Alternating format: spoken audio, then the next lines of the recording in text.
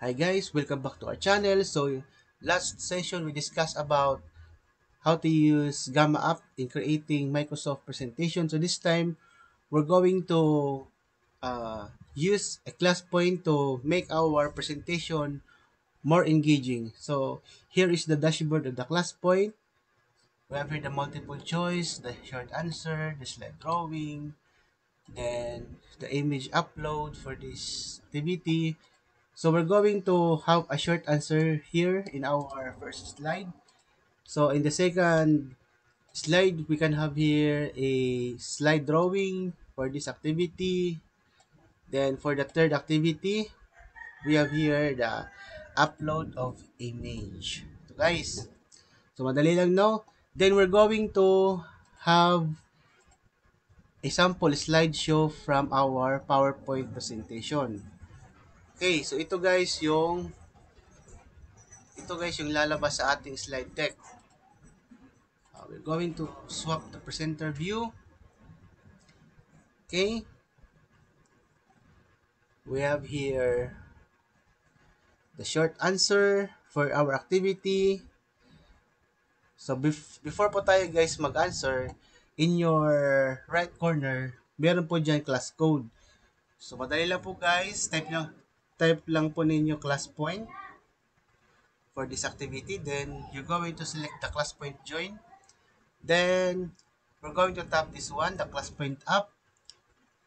Then you're going to select the code for this activity. We have here 331, 331, then 59. Okay, the next. So I'm going to use my name for this activity. Okay, so we will have our short answer here in our activity. Okay, so the student now will answer in their Android device. So the question is, what is network? So networks, it is a group of computer,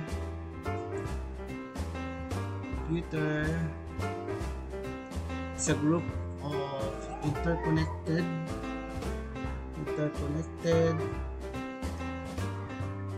interconnected computer using within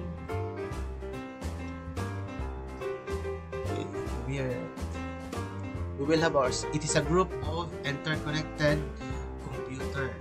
So that is the class point up.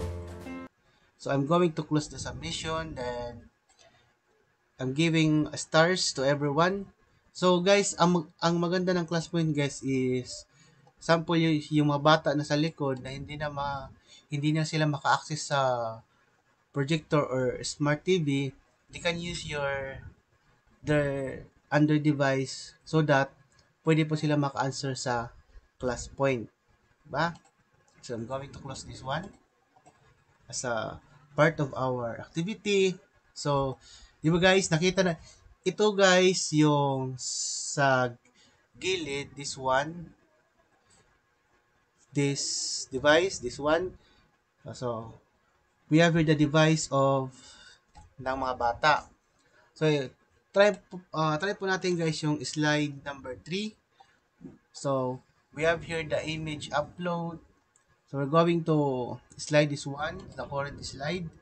So, we have here, please swap the presenter view here.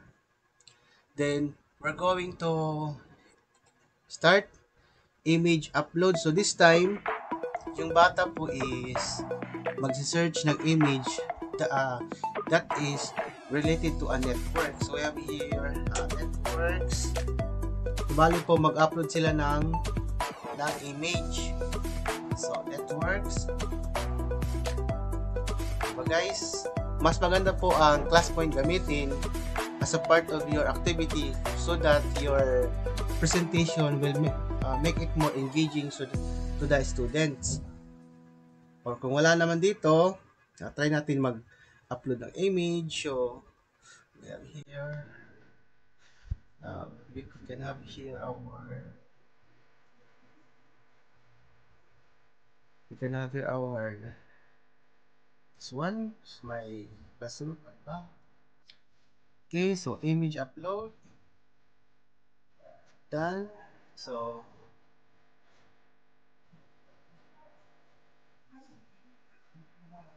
okay,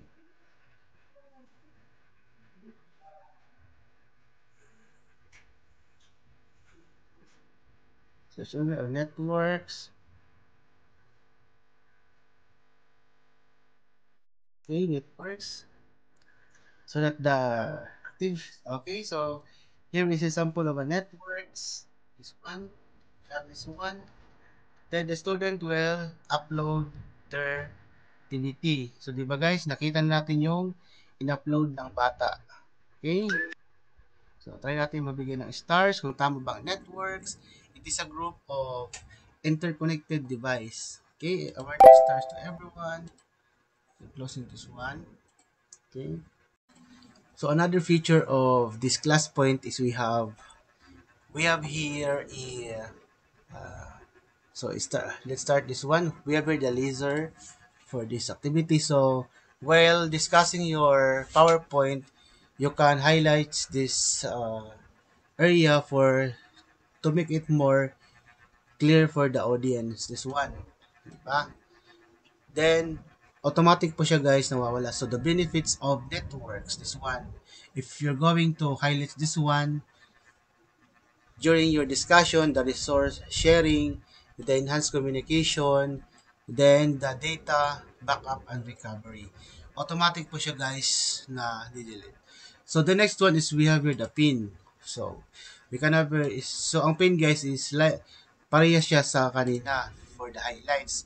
Ang pagkakaiba lang is hindi na siya na-delete. So we have here the benefits of the networks, resource sharing, enhanced communication, data backup and recovery. So that is the use of pen. So we have also another highlighter for this one. We have here a highlights for network sharing, enhanced communication, data backup and recovery, then collaboration.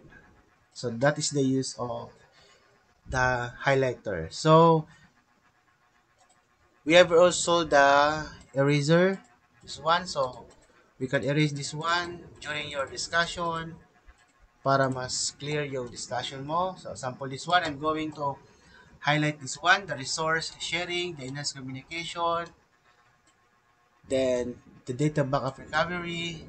So I'm going to erase this one. Okay. Then we have here also the text if you want to add some highlights. This is sample of a networks. Okay. Diba?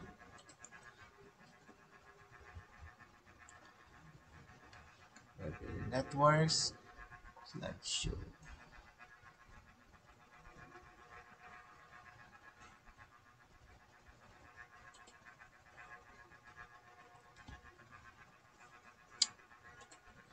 We have here. Okay, so I'm going to on the current slide.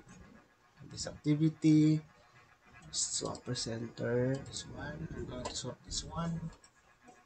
Okay, so next is we can have here a whiteboard for our activity, or you can use we have here you can use the y and x and y axis for your activity if you have uh, math lesson, and this is for you. So if you go into this one, so we have here the pen. Okay, we have here the y back or this one. Okay, highlighter. So if you have a mathematics discussion, and this is for you guys. Okay, this for we can have here. We have also have another board here. So marami po guys yung pagpipilian na board. So we can have here if we're going to This one, okay guys, this one, quadrants, para ma-practice yung mga bata sa paggamit ng ito. Ulit natin. Okay, di ba? So, sample, I'm going to slide this one, current slide, then swap presenter. So, pag gagawa kayo guys ng slide, sample this one, so, if you're going to create a board for your activity, we can have here a ruled paper, the Kanban keyboard, the quadrants. So, I'm going to use this one, the Kanban board. So, to do, what's to do, this one, okay. Then, once you're going to close this one, automatic siya guys, mapupunta sa slide. So, di ba? Ito na, nandito na siya sa pang-apat, pang-lima na slide. So, that is the use of class point. Medyo mahirap nga lang gamitin, pero much effective na po sa discussion. Okay, so I'm going to use another feature of the class point, which is the arti- artificial intelligence. This one. So I'm going to use this one as our to generate questions during your assessment. So I'm going to generate this one. So you have here, yes, you have, so dito guys, nagamit ko na dito yung credits ng aking class point. So it requires Pro version. So pwede man tayo gumamit dito ng, aside from Pro, pwede tayo gumamit ng timer for your activity if you have. So if you have recitation, you can have a 1 minutes, 2 minutes for your recitation. Start is 1, diba? There is a time. Then we can have here the browser. So during your presentation, you can search, or you can have a additional slide for your presentation. Just search the topic you want to add in your slide. So we have here the networks. This one, search the networks.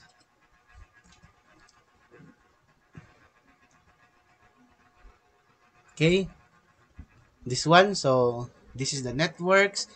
Then you're going to insert this one as your slide. Just click this one above. Then automatic na po siya guys, mapupunta sa slide presentation natin, di ba? So I'm going to check again kung nakapasok na sa PowerPoint yung slide na ginawa natin. So we have here, so, di ba, tatlo na siya. We're going to delete this one. So back to our slideshow, we can have here our current presentation.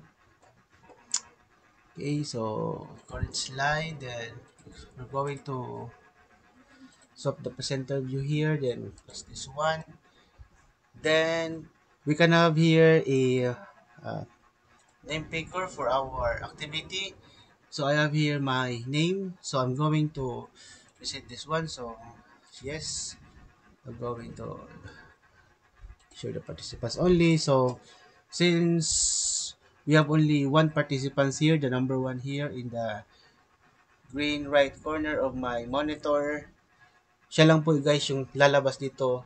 So this is used also for checking of the activities of your students.